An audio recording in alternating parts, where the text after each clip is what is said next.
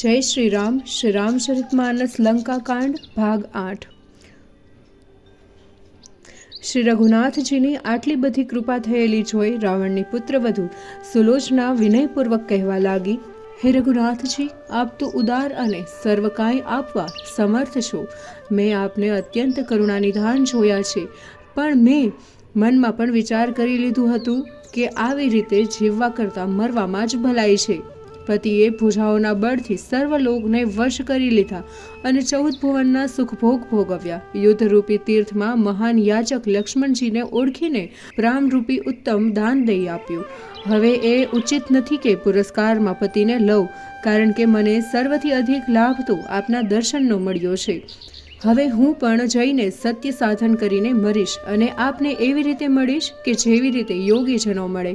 હે રઘુવીર, આ સત્ય સાંભળો, મોક્ષનો સમય પ્રાપ્ત થયો છે। આપના ચરણ મળી જવાથી પુનઃ જન્મ નથી લેવો પડતો। જેમ સમુદ્રમાં ગળેલું જળ પાછું નથી ફરતું, તેમ હે દેવોત્તમ, આપ તો મનના દશાને જાણનારા છો, તો ભવસાગરમાં નૈયા પાર લગાવો। આ સાંભળી શ્રી રઘુનાથજીએ સુગ્રીવને બોલાવી તેની પાસે મેઘનાદનું મસ્તક મંગાવ્યું। પતિનું મસ્તક મેળવ્યા પછી સુલોચનાએ પોતાને ધન્ય માની, પરંતુ પતિના વિરહનું દુઃખ પાછું થવા લાગ્યું। પછી એ બોલી, હે મારા પ્રાણના સંજીવની મૂળ, એમ કહીને એ પોતાની સાડીના પાલો વડે મુખને ઉપર લગાવેલી ધૂળ લૂછવા લાગી। આ જોઈ અને સાંભળીને સુગ્રીવને શંકા થઈ કે પ્રાણ અને મસ્તક વગર એકલી ભુજા ખડીઓ અને કલમ કેવી રીતે લખી શકે? જો આ મેઘનાદનું મસ્તક હશે તો આ વાત સાચી માનું, બાકી તો આ નિશાચરોને ફરેબી માયા છે। મુનિ શ્રેષ્ઠ છે, જ્ઞાન સાધન તપ કરી પ્રાપ્ત નથી કરી શકતા એ સિદ્ધિ આ મૃત ભુજાઓએ કેવી રીતે પ્રાપ્ત કરી? ત્યારે શ્રી રઘુનાથજી પ્રભુએ તેને કહ્યું, હે વાનરરાજ, આ સંદેહ કે કુતર્ક કરવાનો યોગ્ય સમય નથી। મેઘનાદનું મસ્તક હમણાં જ હસશે। ત્યારે સુલોચના પતિના મસ્તકને કહેવા લાગી, હે સ્વામી, જલ્દી હસો, નહીં તો આપના હાથે જે કંઈ લખાયું છે તે બધું સાચું નહીં માને। મેઘનાદના મસ્તકે એક ક્ષણની પણ વાર કરી, પણ તેને કપાયેલું મસ્તક હસ્યું નહીં, તે મુખ બંધ જ રહ્યું। નાગસુતા સુલોચના વારંવાર વિનવણી કરતી રહી કે યુદ્ધમાં કાપા કાપી કરીને આપ બહુ થાકી ગયા લાગો છો। લક્ષ્મણજીનું બાણ વાગવાથી આપે મારા દુઃખનો વધારો કર્યો છે। હવે પ્રભુ રામચંદ્રજી સામે મને શા માટે લજ્જિત કરી રહ્યા છો? જો મન, વચન અને કર્મથી આ શરીર પતિને જ દેવતા માનતું હોય, તેને અન્ય કોઈ પર રાગ કે દ્વેષ ન હોય, તો ભગવાન શ્રી રામચંદ્રજીની સભા વચ્ચે આમાં તમારું મસ્તક બોલે અને હસે, જેથી આપનું ઉત્તમ યશ છવાઈ જાય। હે સ્વામી, હું આપની આ ગતિને જાણતી હોત તો સહાયતા માટે તુરંત જ મારા પિતાને બોલાવ। ત્યારે પત્નીના વચન સાંભળી મેઘનાદનું મસ્તક હસી ઉઠ્યું। આ વખતે ત્યાં બેઠેલા વાનરો અને રીછો યોદ્ધાઓ આશ્ચર્યચકિત થઈ ગયા અને ચોંકી ઉઠ્યા। બધાએ નજરે જોયું કે મસ્તક ખડખડાટ હસતું હતું। મસ્તક ફરી વાર હસીને ઉઠ્યું અને બધાને વધારે આશ્ચર્ય થયું। સુલોચનાએ સહાય માટે તેના પિતાને બોલાવવાની વાત કરી, તેથી મસ્તક એમ હસી પડ્યું કે શું નાગરાજ પણ ભગવાનને જીતી શકે ખરા? વજ્ર સમાન આ શબ્દ સાંભળી ન શકાયા। પછી મસ્તક શાંત પડી ગયું। સુગ્રીવને બહુ જ સંકોચ થયો અને તેને આ રમણી સુલોચનાની ઘણી જ પ્રશંસા કરી। આથી વાનરોને પણ ભારે આશ્ચર્ય થયું। ત્યારે વાનરરાજ સુગ્રીવ શ્રી રામચંદ્રજીના ચરણમાં મસ્તક નમાવીને બોલ્યા, હે સ્વામી, મેઘનાદનું મસ્તક કેમ હસ્યું તે કહો। ભગવાન શ્રી રામચંદ્રજીએ કહ્યું કે હે કપિરાજ સુગ્રીવ, હે લક્ષ્મણ, મસ્તકના હસવાનું કારણ સાંભળો। મન, વચન અને કર્મથી નિરંતર પતિની સેવા કરતી એવી તેની સ્ત્રી માટે હિતકારક બીજો કોઈ ઉપાય નથી। આ વચન અંતરમાં ધારીને જે સ્ત્રી પતિની સેવા કરે છે તેના પર દેવો અને મુનિઓ પણ પ્રસન્ન રહે છે। નાગરાજની કન્યા સત્યવતીના સત્યના પ્રભાવથી જ દેવશત્રુ મેઘનાદનું શિર હસ્યું છે। ભગવાનના વચન સાંભળી વાનરોને પણ આનંદ થયો અને હનુમાનજીએ વારંવાર પ્રભુ શ્રી રામચંદ્રજીના ચરણે મસ્તક નમાવ્યું। શિવજી કહે છે કે હે પાર્વતી, પરમાત્માનો મહિમા એવો છે કે તે કેવળ ભક્તોને જ મોટાઈ આપે છે। જેના દ્રષ્ટિપાતથી સંસાર ઉત્પન્ન અને નષ્ટ થાય છે, એના માટે આમાં આશ્ચર્યની વાત શું છે? શીશ પ્રાપ્ત કરીને પરમાત્માના ચરણે પકડી સુલોચનાએ અનેક પ્રકારે વિનંતી કરી, હે કૌશલરાજ, આજ દિવસ સુધી પૂરતું મારા માટે યુદ્ધ બંધ રાખો। પછી તે વિભીષણના ચરણમાં પડી। તે જ વખતે શ્રી રામચંદ્રજીના ચરણોમાં મન લાગી ગયું। તે બોલી, હે રાવણના ભાઈ, આપ તો મારા પિતા સમાન છો। આ કુળની લાજ અને મોભો આપના હાથે છે। આપ પુલસ્ત્ય મુનિના વંશજ છો અને કુળના દીપક છો. આપે જ શ્રી રામચંદ્રજીના સામ્યરૂપી ફળ પ્રાપ્ત કર્યો છે. અજ્ઞાનને વશ થયેલા મેં આપને સારા ન માન્યા, પરંતુ જ્ઞાન થવાથી આપના ગુણો સ્પષ્ટ જણાઈ રહ્યા છે. ઉત્તમ યશ અને પુણ્ય કર્મના સમૂહ વડે આપ યુગ યુગ સુધી નિષ્કંટક રાજ્ય કરો. આપનું સ્મરણ કરવાથી જ સજ્જનો મોક્ષ પ્રાપ્ત કરશે. પરમ કૃપાળુ શ્રી રામચંદ્રજીના ચરિત્રની સાથે આપના પણ ગુણગાન ગવાશે. આ સાંભળી વિભીષણનું અંતર દ્રવી ઉઠ્યું, પરંતુ તે તો પોતાના વિરહને દુઃખ પ્રગટ કરી શક્યા નહીં. આમ કાળ અને કર્મની ગતિ સમજાવી આજ્ઞા મેળવી સુલોચના ચાલી ગઈ. સુલોચનાને વાનરસેનાની સીમા બહાર પહોંચાડી વિભીષણ પાછા ફર્યા. એ સમયે તે રાવણનું વેર ભૂલી ગયા, પરંતુ અંતરમાં અત્યંત દુઃખિત થઈ ગયા. સુલોચનાએ પતિના મસ્તકને પ્રેમપૂર્વક પાલકીમાં મૂક્યું, પછી પોતે પણ પાલકીમાં બેઠી. શ્રી રામચંદ્ર પરમાત્માની કૃપાથી તેનો પ્રભાવ વધી ગયો. તેને અંતરમાં શ્યામ મૂર્તિ ધારણ કરી. તેના મુખમાંથી રામ નામનું રટણ થઈ રહ્યું હતું. જ્યારે આગળ નદી અને સમુદ્રનો પવિત્ર સંગમ થયો, ત્યાં સુલોચના પતિના મસ્તક સાથે ગઈ. એવામાં રાવણને આ ખબર પડી હતી, તેથી તે પણ ત્યાં આવ્યો. સાથે રાણી મંદોદરી અને આખો રાણીવાસ પણ ત્યાં આવ્યો. જાણે શોકરૂપી સૂર્ય પ્રકાશિત થયો હોય. રાવણની આજ્ઞા થવાથી ઉત્તમ સેવકો દોડીને બહોળા પ્રમાણમાં ચંદનકાષ્ઠ, અગર અને સુગંધિત પદાર્થો લઈ આવ્યા. પછી ચંદનકાષ્ઠની મજબૂત ચિતા બનાવી, અને તે પણ જાણે સ્વર્ગમાં જવાની સીડી હોય તેમ.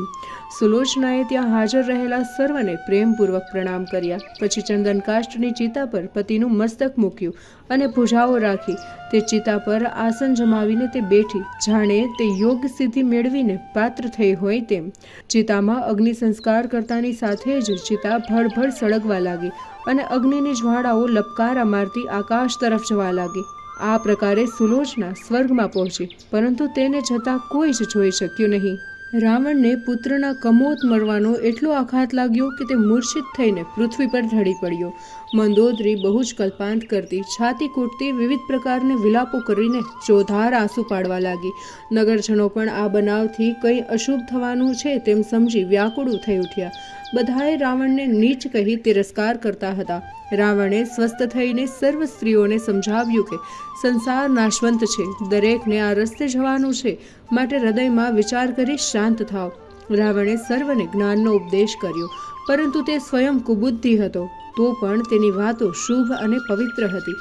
બીજાને ઉપદેશ આપવામાં લોકો બહુ ચતુર હોય છે, પરંતુ ઉપદેશ પ્રમાણે પોતે વર્તનારા બહુ જ થોડા મનુષ્ય જોવા મળે છે. જ્યારે 4 ઘડી રાત્રિ વીતી ત્યારે રાવણે પ્રેમપૂર્વક સંધ્યાવંદન કર્યું. પછી પોતાના 20 પૂજાઓ છોડી શિવજીનું ધ્યાન કર્યું. કાગભૂષુંડીજી મહારાજ પક્ષીરાજ ગરુડને કહે છે કે હે ગરુડજી, સાંભળો. આ દશાનંતે શિવજીનો મન અને કર્મથી તેના પર પ્રીતિ રાખ્યો સેવક હતો, તેથી જ તે મહાભાગ્યશાળી હતો. પછી રાવણે આકર્ષણ મંત્રના જાપ જપવા માંડ્યા. તેના પ્રભાવથી પાતાળમાં અહિરાવણનું મન ડોલવા લાગ્યું. તે પોતાના મનમાં અનુમાન કરવા લાગ્યો કે રાક્ષસરાજ લંકાપતિ રાવણે સર્વને વશ કર્યા છે, તે માટે આજે આ વ્યાકુળતા વિપરી છે. અહીં રાવણ મન, વચન અને કર્મથી અન્ય કોઈ દેવીનો ભક્ત ન હતો.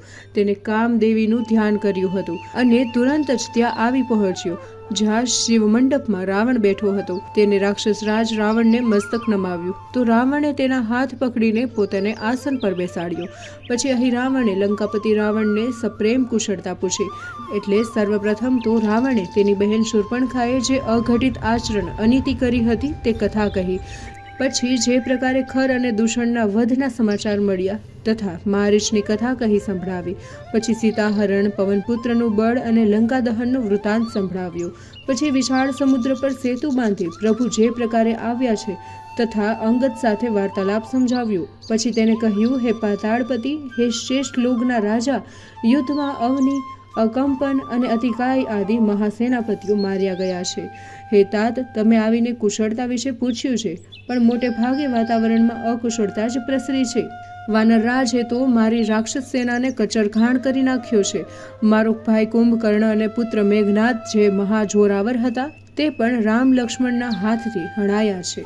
હે અહીં રાવણ, બાજી વધુ બગડે તે પહેલા તારી સલાહ લેવા માટે અહીં બોલાવ્યો છે. તું જ એવો કોઈ ઉપાય કર કે જેનાથી વેરીનો નાશ થાય. આ સાંભળી અહીં રાવણ બોલી ઉઠ્યો કે આ તો સર્વ સાધારણ બાબત છે. હું જાતે જ જઈ રામ લક્ષ્મણને હરી તમારી પાસે લઈ આવીશ, અથવા બંને ભાઈઓને પાતાળમાં લઈ જઈને કામદેવીને તેની બલિ ચડાવી રાક્ષસ કુળના માટે યશના ડંકા વગાડીશ. જ્યારે રાત્રિના સમયમાં સૂર્ય જેવો પ્રકાશ પથરાય ત્યારે તમે સમજી જજો કે હું તે બંને ભાઈઓને હરી લઈ આવ્યો છું. આમ રાવણને કહીને બરાબર સમજાવી અહીં રાવણ ઊભો થયો ને રાવણના ચરણે મસ્તક નમાવ્યું. પોતાનો બળનો વારંવાર વખાણ કરી પોતાના ઈષ્ટ દેવીને હૃદયમાં ધારણ કરી તેનું સ્મરણ કરતો શ્રી રામચંદ્રજીની સેનાનો પડાવ હતો ત્યાં તે પહોંચ્યો. અત્યંત અંધારી રાત્રિમાં કશું સ્પષ્ટ સૂઝતું ન હતું. માત્ર સેનાના બહાદુર વાનરો ચોકી કરવા જાગતા બેઠા હતા. તેઓ વારંવાર શ્રી રામચંદ્રજીનો જય જયકાર કરી ગગન ગજાવતા હતા. માર્ગ અતિ અગમ્ય હતો અને તેમાં કાળની પણ ગતિ ન હતી. સેનામાં રહેલા પવનપુત્ર હનુમાનજી એક યુક્તિ કરી. તેમને પોતાના લાંબા પૂંછના ગોળાકાર એક કોટ બનાવ્યો અને તેની શોભા અવર્ણનીય હતી. પહાડ જેવા તે પુચ્છ કોટના દ્વાર પર હનુમાનજી બેઠા હતા. તે જોઈને પોતાના બળના વખાણ કરનારો અહીં રાવણ હિંમત હારી ગયો. તેના મનમાં એક પણ યુક્તિ સફળ થાય તેવું સૂજી રહ્યું ન હતું. શિવજી કહે છે, હે ભવાની, બહુ વિચાર કરીને તેને અંતે કપટવેશ ધારણ કર્યો. આ બેહૂબ વિભીષણ જેવો સ્વાંગ ધરીને જરાયે અચકાયા વગર હનુમાનજી પાસે આવ્યો. શ્રી હનુમાનજી મૂળથી પ્રતાપી અને મહાપરાક્રમી હતા. વળી તે દેવતાઓના સ્વામીના પ્રિય દાસ હતા. તેમની અવગણના કરીને અહીં રાવણે સીધો જ શ્રી રામચંદ્રજી પાસે જવા લાગ્યો. મૂર્ખના હૃદયમાં જરાય ભય ન હતો. દ્વાર પર રહેલા હનુમાનજીએ તેને વિભીષણના વેશમાં જતો જોયેલો એટલે કે તેને કોઈ રોકટોક ન કરી. તો પણ કંઈક ખ્યાલ આવતા તે ઊભા રહીને સૂચન કર્યું. તો કપટવેશધારી અહીં રાવણે કહ્યું, હે ભાઈ, હું તો ભક્ત વત્સલ ભગવાન પાસે જાઉં છું. હું તો રઘુનાથજી પાસેથી આજ્ઞા લઈ સંધ્યાવંદન માટે ગયો હતો, પણ ઘણું મોડું થઈ ગયું હોવાથી ભગવાન ગુસ્સે ન થાય તે માટે ઉતાવળથી જઈ રહ્યો છું. હનુમાનજીએ તેને કહેવું સાચું માન્યું.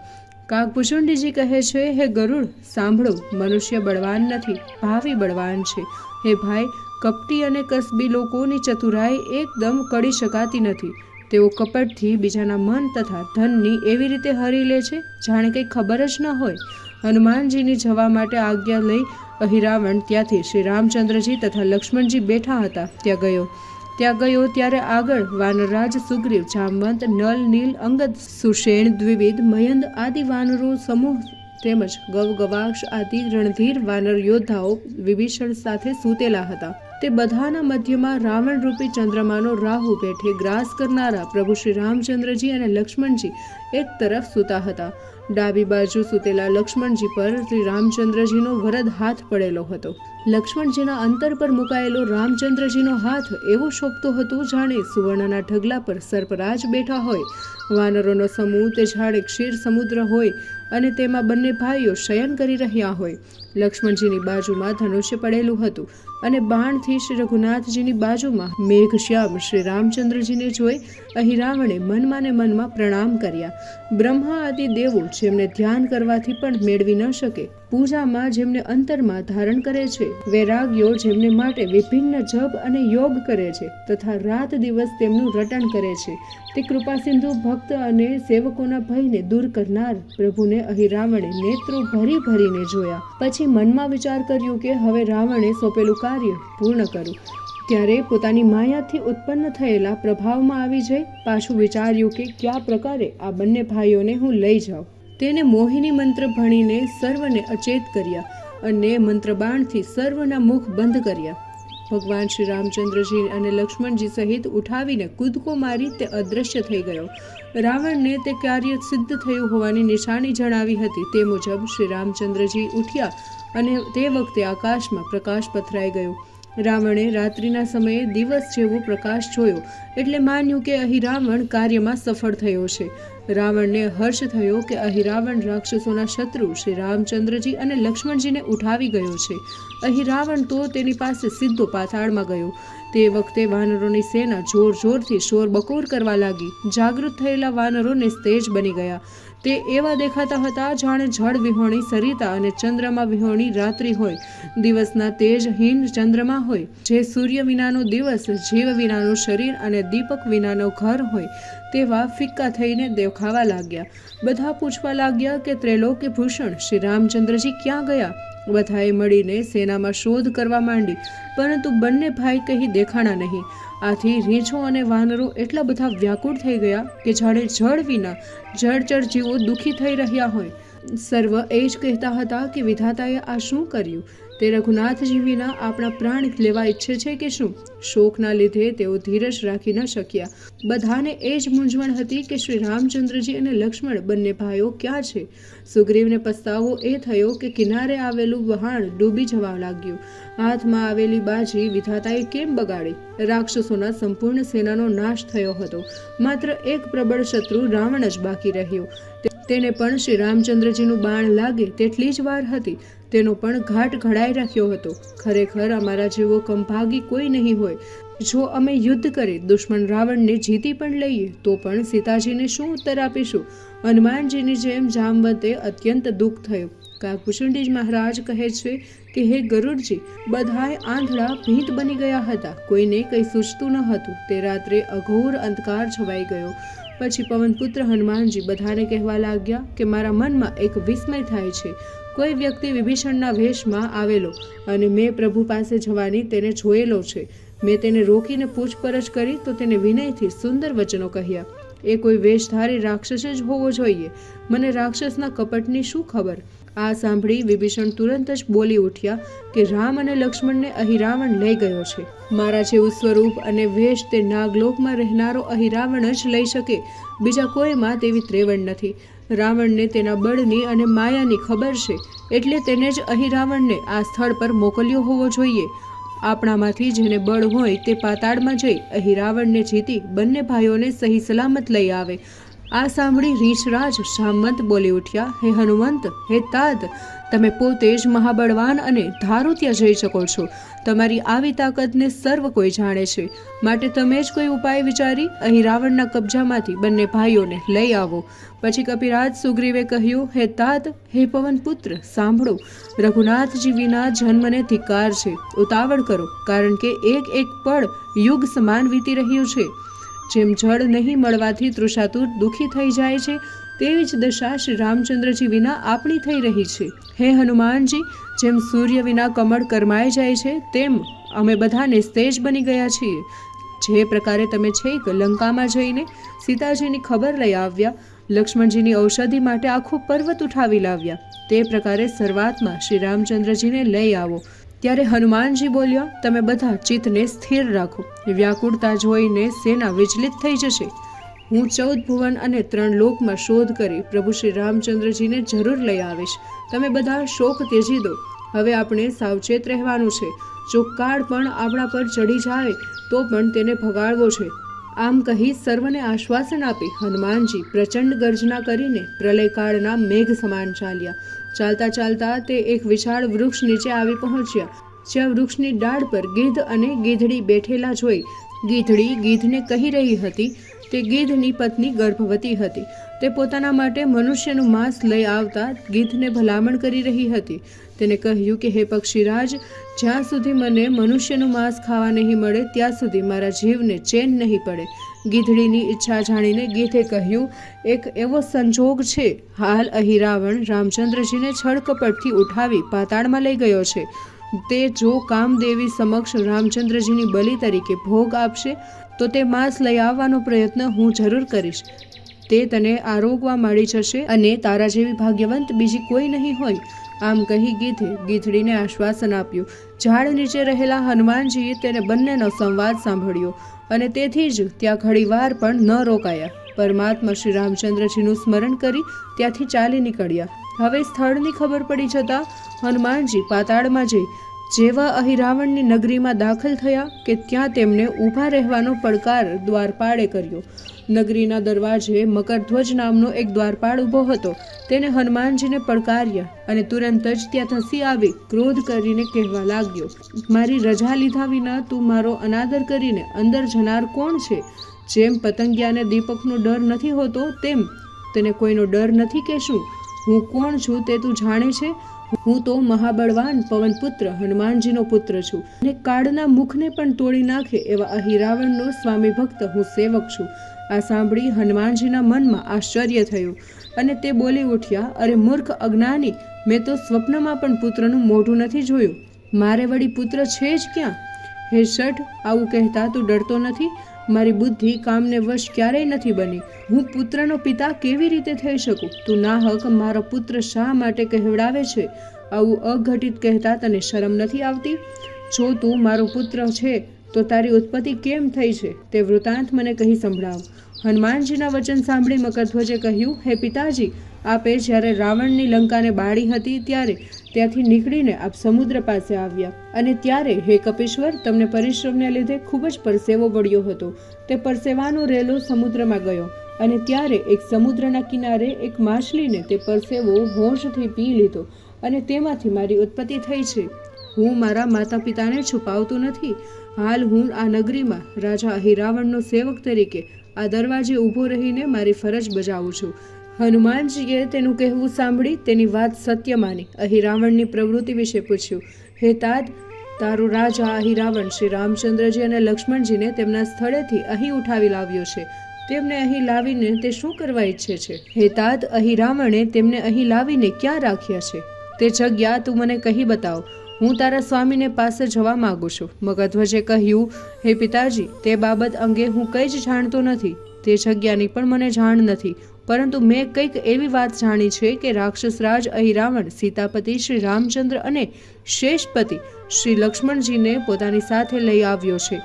આવતીકાલે તે કામદેવી આગળ એક હોમ કરવાનો છે અને તે બંને દેવીના બલિદાનમાં હોમી દેશે. હે પિતાજી, આ વાત મેં સગા કાને સાંભળી છે. તે વૃત્તાંત મેં આપને કહ્યો છે. હું મારા સ્વામીના કાર્ય માટે દુઃખ ભોગવવું પડશે તો પણ ભોગવી લઈશ. આ હું તમને સ્પષ્ટ ભેદ કહું છું. કદાચ આપ અંદર જવા ઈચ્છો તો પણ હું કોટી ઉપાયે તમને જવા નહીં દઉં, કારણ કે સ્વામીની આજ્ઞાનું ઉત્થાપન કરવાથી અપયશ મળે છે. મકરધ્વજના આ વચન સાંભળી હનુમાનજી તેને જોરથી ધક્કો મારી આગળ વધ્યા. આથી મકરધ્વજ ક્રોધે ભરાયો. તેણે જઈને હનુમાનજીને એક જોરદાર મુક્કો માર્યો તો હનુમાનજી પણ સામે સખ્ત પ્રહાર કર્યો. બંને સમાન બળવાળા હતા, તેથી એકબીજાનો સામનો કરી રહ્યા હતા. બંનેમાંથી કોઈ જીતતું ન હતું કે કોઈ હારતું ન હતું. બંને ખૂબ લડ્યા અને એકબીજાને મહાત આપવા લાગ્યા. મારુતિ અને મકરધ્વજ બંને પિતા પુત્ર બળવાન યોદ્ધા હતા. શિવજી કહે છે, હે પાર્વતી, જવા માટે વિલંબ થતો હોવાથી રોષે ભરાયેલા હનુમાનજીએ પુત્ર મકરધ્વજને પોતાના લાંબા પૂંછડા વડે બાંધી દીધો. પછી તે આગળ વધ્યા. હવે હનુમાનજીએ સૂક્ષ્મ રૂપ ધારણ કર્યું અને દેવીના મંડપ આગળ જઈને યજ્ઞ કરવાની જગ્યા જોઈ. ત્યાં આગળ યજ્ઞમાં હોમવા માટે પશુ પંખીઓનો પાર વગરના રાખ્યા હતા. મંડપમાં ચારે બાજુ રક્ત ભરાયેલા ઘડા ગોઠવવામાં આવ્યા હતા. અહીં યજ્ઞની સામગ્રી એટલી બધી હતી કે તેનું વર્ણન ન થઈ શકે. ભાત ભાતના લીલા સૂકા મેવા 32 પ્રકારના પકવાન થાળો ત્યાં રાખેલા હતા. સૂક્ષ્મ રૂપે હનુમાનજીએ આ બધું જોઈ રહ્યા હતા. એવામાં એક માલણ ત્યાં ફૂલોની છાબ લઈને આવી. તક મળેલી જોઈ સૂક્ષ્મ રૂપે હનુમાનજીએ તેને ફૂલમાં પ્રવેશ કર્યો. હવે હનુમાનજી ફૂલથી પણ સૂક્ષ્મ અને હલકા થઈ ગયા હતા. માલણ ફૂલોની છાબ લઈને મંડપમાં મૂકી આવી. છાબમાં બધાય ફૂલો દેવીને ચડાવવાના હતા અને તેને નમન કરીને ચાલી ગઈ. તે જ સાથે કપિરાજ હનુમાનજીનું સ્વરૂપ વિશાળ થઈ ગયું. હનુમાનજીના ચરણનો સ્પર્શ થતાં જ દેવી પૃથ્વીલોકમાં સમાઈ ગયા. એ જોઈને હનુમાનજી તો આશ્ચર્યચકિત થઈ મોઢું ફાડીને જોઈ રહ્યા. આ વખતે હનુમાનજીનું તેજ ઘણું જ વધી ગયું. શોભા વર્ણવી ન શકાય તેટલી હતી. હનુમાનજીનું આ સ્વરૂપ જોઈ નિશાચરો આનંદિત થઈ ગયા. તેઓ એમ સમજ્યા કે આજે અહીં બલિદાનની અપૂર્વ સામગ્રી જોઈ પ્રસન્ન થયેલી દેવી સાક્ષાત નવા જ સ્વરૂપે પ્રગટ થયા છે. આપણા રાજા અહિરાવણનું ભાગ્ય એકાએક ચમકી ઉઠ્યું છે. પણ આ ક્યાં કામદેવી હતા? આ તો હનુમાનજી હતા. બ્રહ્મમાં પડેલા રાક્ષસો તેમને દેવી સમજી વારંવાર પ્રણામ કરવા લાગ્યા અને નૈવેદ્યની વાનગીઓ એકાએક હનુમાનજીના પહોળા મુખમાં મૂકવા લાગ્યા. ત્યાં હાજર રહેલા અને આવી રહેલા રાક્ષસોએ જ્યાં જેટલી સામગ્રી હતી તે બધી એક પછી એક હોશમાં જ હનુમાનજીના મુખમાં ભરી દીધી. તેઓ એમ સમજ્યા કે ભૂખ્યા થયેલા દેવી જેટલું આપીએ તેટલું સ્વાહા કરી જાય છે. ખરી રીતે તો મહાબળવાન હનુમાનજી જ બધું પ્રેમથી આરોગી રહ્યા હતા. અહિરાવણ પણ દેવીના સાક્ષાત્કાર થયેલો જોઈ મંડપમાં આવી દોડ્યો. અને તેને યજ્ઞની સામગ્રી પૂરી થયેલી જોઈ હૃદયમાં સુખ ઉપજ્યું, જાણે ખાંડ પર ચઢેલા બલિના પશુ થાય છે. આ દરમિયાન કપિરાજ હનુમાનજીના ખેલ અને કૌતુકનો વિસ્તાર વધવા માંડ્યો, કારણ કે તે રાક્ષસ કુળનો નાશ કરવા માંગતા હતા. અહીં રાવણે જ્યાં યજ્ઞ અને હોમ સફળ થયેલો જાણ્યો કે તરત જ તે શ્રી રામચંદ્રજી અને લક્ષ્મણજીને યજ્ઞકુંડમાં લઈ આવ્યો અને મંદિરમાં ખડા કરી દીધા. હવે રાક્ષસો વિવિધ પ્રકારના આયુધો હાથમાં ધારણ કરવા લાગ્યા. કોઈના હાથમાં પ્રચંડ ગદા તો કોઈના હાથમાં ધનુષ બાણ અને કોઈના હાથમાં શક્તિ હતા. હાથમાં શૂળ તો કોઈના હાથમાં તલવાર હતી અને કોઈના હાથમાં કિરપાણ હતું. વળી કેટલાય તો તોમર કે કેટલાય તો ત્રિશુલ લઈને ઊભા હતા. કેટલાકના હાથમાં મુગદર તો કેટલાકના હાથમાં ફરસી, કેટલાકના હાથમાં ખડક ફાંસી તો કેટલાકના હાથમાં મજબૂત નેતર હતા. તેમને જોતા જ ભાન ભૂલી જવાય. આ સર્વ રાક્ષસો માયાવી, મૂર્ખ, ભયંકર અને અપલખણા હતા. આવી રીતે અહીં રાવણની રાક્ષસ સેના પ્રસંગોપાત તૈયાર થઈ અને તેને હુકમ ઉઠાવવા તત્પર થઈ. અહીં રાવણની આજ્ઞા થતાં જ તે દરેક રાક્ષસ પોતપોતાના આયુધ ઉગામતા ભગવાન પાસે ઊભા રહ્યા. પરંતુ તેઓ ભગવાનને મારવા જાય તે પહેલા જ તે બોલ્યા કે બધાએ રાજનીતિનું પાલન કરો, એકદમ હુમલો કરવાનો નથી, હજુ 3 ઘડીની વાર છે. આ સાંભળી મૂઢ અહીં રાવણ શ્રી રામચંદ્રજી અને લક્ષ્મણજીને સંબોધીને કહેવા લાગ્યા કે તમારે જ્યાં કોઈ સ્નેહી હોય તેનું સ્મરણ કરી લો, કારણ કે તમારા માટે કાળનું તેડું આવ્યું છે. નહીં તો રાત્રિના સ્વપ્નની જેમ તમે બંને ભાઈઓ સક્ષમ કાળ ઊભો રહેશે. શિવજી પાર્વતીજીને કહે છે કે હે ભવાની, એ મૂર્ખ રાક્ષસ અહીં રાવણ શ્રી રામચંદ્રજીને એવા અઘટિત વચનો કહેવા લાગ્યો કે તે કહેતા જ મને લજ્જા આવે છે અને સંકોચ થાય છે. બંને ભાઈઓ રાક્ષસરાજ અને રાક્ષસ સેના સામે અડગ ઊભા હતા. રામચંદ્રજી અને લક્ષ્મણજીને સામે જોતા હતા અને લક્ષ્મણજી રામચંદ્રજીની સામે જોતા. પ્રભુની આ લીલાનો કેવી રીતે પાર પામી શકાય? એવામાં શ્રી રઘુનાથજીના મનમાં થયું કે સમસ્ત સંસારમાં મારું નામ રટન કરે છે, મારું નામ જપે છે અને દુઃખ મુક્ત થાય છે, તો આ વખતે હું હનુમાનજીનું સ્મરણ કરું, કારણ કે આપણી વાનર સેનાનો મહાબળવાન યોદ્ધો અત્યારે આપણી પાસે જ છે. આમ પવનપુત્ર હનુમાનજીનું સ્મરણ કરીને રામચંદ્રજી બોલ્યા કે વિધાતાએ લેખમાં લખ્યું હશે તે જ થશે. આમ વિચારી શાંત ઊભા રહ્યા. ત્યાં તો રાક્ષસો તેમને મારવા માટે તત્પર થયા. તે વખતે પ્રચંડકાય હનુમાનજી મેઘ સમાન ગરજ્યા. બધાય રાક્ષસો ભયભીત થઈ મનમાં વિચારવા લાગ્યા કે અહીં રાવણ કપટ વેશમાં દેવતાઓના સ્વામી શ્રી રામચંદ્રજીનું હરણ કરી લાવ્યો છે અને તે બધું જ અઘટિત અને અનર્થકારી કામ કર્યું છે. એટલા માટે જ આજે દેવી કોપાયમાન થયા છે. તેથી હવે આપણા બધાનું જ આવી બન્યું છે. આમ વિચારી રાક્ષસો વધુ ડરી ગયા. તેમને ભયભીત થયેલા જોઈ મહાવીર હનુમાનજીએ પુનઃ જોરદાર ગર્જના કરી અને તે સાંભળી રાક્ષસો થરથર કંપી ઉઠ્યા. હનુમાનજીએ હવે પોતાનું મૂળ સ્વરૂપ પ્રગટ કર્યું અને તે પોતે ગંભીર અટ્ટહાસ્ય કરવા લાગ્યા. આથી ભયભીત થયેલા રાક્ષસો તેમને બધાને ડરાવીને તેમના હાથમાં રહેલા હથિયારો ઉગામવાની શક્તિ જ તેમનામાંથી હરી લીધી. બધાએ પોતપોતાના બળનું અભિમાન કરતા રાક્ષસો એવા ડગમગી ઉઠ્યા કે જાણે જોરદાર વાયુ ફૂંકાતા સમુદ્રના પાણીમાં વહેતી નૌકા ડોલવા લાગે. ત્યાં તો હનુમાનજીએ બંને ભાઈઓને ઉપાડી લઈ પોતાના ખભે બેસાડ્યા અને રાક્ષસોને જોરથી મારવા લાગ્યા. લડતા લડતા હનુમાનજીએ રાક્ષસો પાસેથી ખડગ અને તલવારો છીનવી લીધી અને તેના વડે જ રાક્ષસોની ભુજાઓ અને વિકરાળ મસ્તકો કાપવા લાગ્યા. કેટલાક રાક્ષસોના નાક કાન પણ કરડી નાખ્યા તો કેટલાક રાક્ષસોને પગના તળિયા હેઠે જ દબાવી દીધા અને અધ્ધર ઉપાડી કુંડમાં ફેંકવા લાગ્યા. આમ પોતાનું પરાક્રમ રાક્ષસોને બતાવ્યા પછી મહાબલી હનુમાનજીએ બધા રાક્ષસોની આપસમાં જ પૂંછડા વડે કોટ બનાવ્યો અને તેથી કોઈ રાક્ષસ છટકી ન જાય. પછી તો ક્રોધે ભરાયેલા હનુમાનજીએ મોટા ભાગના રાક્ષસોને મોતને ઘાટ ઉતાર્યા. ત્યાં અહીં રાવણ ક્રોધભર્યા વચન બોલ્યો, હે મૂઢ બંદર, શું તને કોઈ ડર નથી? તું મને ન ઓળખતો હોય તો જાણી લે કે હું અહીં રાવણ છું.